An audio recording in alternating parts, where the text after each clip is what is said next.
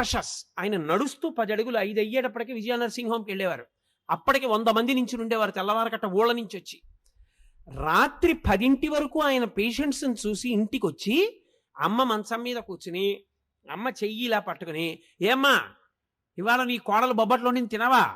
ఏం తింటాను రా, షుగర్ భయం. నీకెందుకమ్మా నేను ఉండగా, తిను ఓ బొబ్బట్టు పట్టరావే అని 2 ముక్కలు అమ్మకి పెట్టి, అమ్మ నేను వేస్తాను కదా టాబ్లెట్ అని ఓ టాబ్లెట్ వేసేసి అమ్మతో 4 మాటలు మాట్లాడి పక్క పక్క పక్క పక్క నవ్వి పడుకుంటే, నేను ఒకసారి వాళ్ళ ఇంటికి వెడితే వాళ్ళ అమ్మగారు అన్నారు నాతో, నాయన శరీరంలో ఓపికండి బతికాను అనుకుంటున్నావా?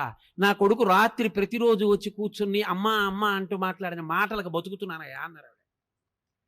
అది ఆదర బుద్ధి. అమ్మ నిన్ను ఏదో ఎత్తుకుపోతుంది నీ దగ్గర అనుకోవడం నీ కర్మ, అది నీ బుద్ధి ఎందొచ్చిన జాడ్యం.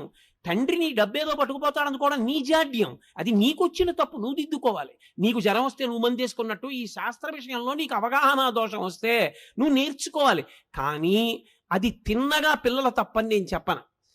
సవకబారు అన్నీ మనం పిల్లలకి చూపిస్తున్నాం. ఏవి చూపించకూడదో అవన్నీ చూపించి అది బాగుండాలని మీరు కోరుకునే అధికారం మీకు ఎక్కడుంది? మీరు ఏది చూపించకూడదో అది చూపించకుండా ఉండడం సమాజం యొక్క ప్రధానమైన కర్తవ్యం. అప్పుడు పిల్లలు బాగుండాలని కోరండి. అయినా ఇంకా పిల్లలు బాగుంటున్నారంటే వాళ్ళది గొప్పతనం. కాబట్టి తల్లి తండ్రి అంత గొప్పవాళ్ళు. ప్రెసిడెంట్ ఆఫ్ ఇండియా చేశాడు మహానుభావుడు, ప్రపంచం చేత కీర్తింపబడ్డాడు అబ్దుల్ కలాం గారు. వింగ్స్ ఆఫ్ ఫైర్ రాసుకుని ప్రిఫేస్లో రాసుకున్నాడు, అమ్మ ఒకనాడు నేను రామేశ్వరంలో ఆకలితో ఉండి చదువుకుంటూ నీ దగ్గరికి వచ్చి చపాతీ పెట్టమంటే 2వ ప్రపంచ యుద్ధంలో గోధుమలు దొరకని రోజుల్లో నువ్వు నాకు వేడివేడిగా పొయ్యి మీద వేసి నా కడుపు నిండడానికి నువ్వు తినడం మానేసి నువ్వు పెట్టినటువంటి గోధుమ రొట్టెల వలన కలిగిన రక్తం చేత పొందినటువంటి ప్రేరణతో ఈ దేశ రక్షణ కొరకు ఉపగ్రహములను నిర్మించి భారత రాష్ట్రపతి అనిపించుకున్న ఈ అబ్దుల్ కలాం ఏదో ఒకనాడు ఈ శరీరాన్ని విడిచిపెట్టి నువ్వు ఉన్న చోటికొచ్చి నీ పాదములకు నమస్కరిస్తాడమ్మా, నీ పాదములకు ఈ పుస్తకం అంకితం అని రాసుకున్నారు. అది పరిణితి, అది పూజ్య భావన అంటే. అది ఎక్కడుందో అది చెప్పుకోవాలి. పనికి మాలిన లక్షణం మనకెందుకు? కాబట్టి ఆ విషయంలో నీ బుద్ధి యందు వైక్లభ్యం కలిగితే శాస్త్రం తెలుసుకున్న పెద్దలను అడుగు తప్ప. దోషం, తల్లి నిన్నేదో చేసేస్తుంది, తండ్రి నిన్నేదో చేసేస్తాడు, నువ్వు 5 రూపాయలు సంపాదించగానే తల్లిదండ్రుల పట్ల పెడభావన కలుగుతుంది అనుకుంటే అది ఆ వ్యక్తి యందు దోషం ఏర్పడిందని గుర్తు. ఆ దోషము పరిష్కరింపబడాలి. ఆ బుద్ధి అసలు మంచిదే కాదు. తల్లిదండ్రులను మించినటువంటి వ్యక్తులు లేరు. అందుకే శంకర భగవత్పాదులు ఆ మాట అన్నారు, పూజ్యోస్తు గురువు. తండ్రి ఎవరో తెలుసా? తనంత తాను గురువు. గురువు అన్న మాటకు అర్థం ఏంటో తెలుసా? బరువు అని. తండ్రికి 80 ఏళ్ళు వచ్చాయి, కొడుకు సీనియర్ అయ్యేసి అప్పటికి. ఇప్పుడు తండ్రి గొప్ప కొడుకు గొప్ప? తండ్రి శరీరముతో ఉన్నంత కాలము తండ్రి ముందు కొడుకు చిన్నవాడే. గురువు బరువు, ఎదురుకుండా ఉన్నది లఘువు చిన్నది. అప్పుడు కూడా శుభలేఖ తండ్రి గారి పేరు మీదే ఇవ్వాలి నీకు జ్ఞానం ఉంటే. ఐఏఎస్ కదా అని ఆయన పేరు మీద ఇవ్వకూడదు, కొడుకు పేరు మీద. తండ్రిని అంతలా చూడాలి. మహానుభావుడు డిస్ట్రిక్ట్ జడ్జ్ చేశారు కృష్ణయ్య గారు. తండ్రిని ఎలా చూశారండి? నిజంగా ఎంత సంతోషపడిపోయేవాళ్ళం మనం ఆయన్ని చూసి. అటువంటి తండ్రులు, అటువంటి కొడుకులు నాకు తెలుసు. కాబట్టి తండ్రి ఆయన పూజనీయుడైన గురువు. ఆయన నీకన్నా ఎప్పుడూ 4 ఆకులు తెలిసున్నవాడే. అందుకే శ్రీరామాయణంలో వాల్మీకి మహర్షి ఒక తీర్పు చెప్పారు. కొడుక్కి భార్యగా ఎవరుండాలో నిర్ణయం చెయ్యగలిగిన అధికారి ఎవడు? తల్లి కూడా కాదు. ఎందుకో తెలుసా? తల్లిది అతి ప్రేమ. అతి ప్రేమ ఎక్కడుంటుందో శంక అక్కడ ఎక్కువైపోతుంది.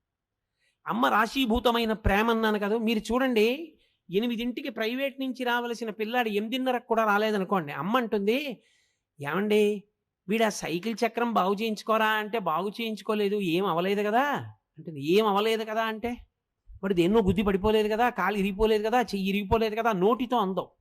ప్రేమ ఎక్కడ ఎక్కువో శంక అక్కడ ఎక్కువ. అందుకే అమ్మ కోడల్ని నిర్ణయం చేయడంలో శంక ఎక్కువైపోతుంది.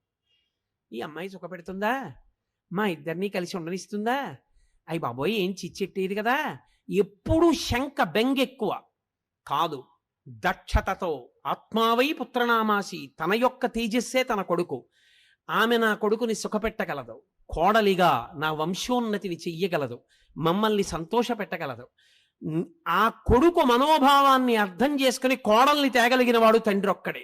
అందుకే శ్రీరామాయణంలో చాలా మంది అనుకుంటారు ఏదో శివధనుర్భంగం అయింది, రామచంద్రమూర్తి సీతమ్మని స్వీకరించాడు అనుకుంటారు. తప్పు. అయోధ్యకాండలో అనసూయమ్మతో చెప్పింది సీతమ్మ తల్లి, మా ఆయన ఏం నన్ను అలా పెళ్లి చేసుకోలేదమ్మా, శివధనుర్భంగం చేస్తే మా తండ్రి గారు జనక చక్రవర్తి గబగబా పూర్ణ కలశం పట్టుకుని వచ్చారు, పట్టుకొని వస్తే ఆయన ఏం స్వీకరించలేదు నన్ను. ఆయన అన్నాడు, అయోధ్యాయాః పితుశ్చందః అవిజ్ఞాయ పితుశ్చందః అయోధ్యాధిపతే ప్రభోః.